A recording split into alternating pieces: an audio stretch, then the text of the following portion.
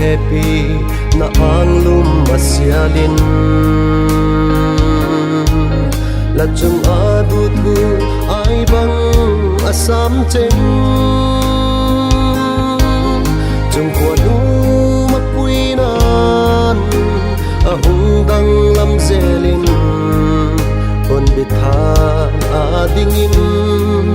kok kim kim thu la tiam ta ahung gom thu la pa agin gwalin nang ule gin in zing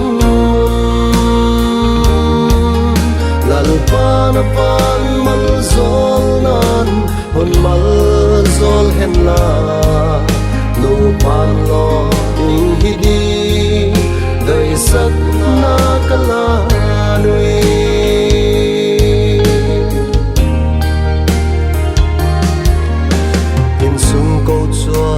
le khua le nam te đi là đây đi một chu chol đắm na hi hen nàng mau a pat pat kai te som dol jing the đi elal pau pathia din hon pi jing jiang hen ahum gom bulan pa agin gwalin nang ule gin en zing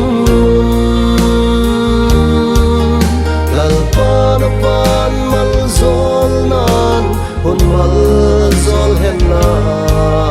nu pan lo ding hidi dai sak na kala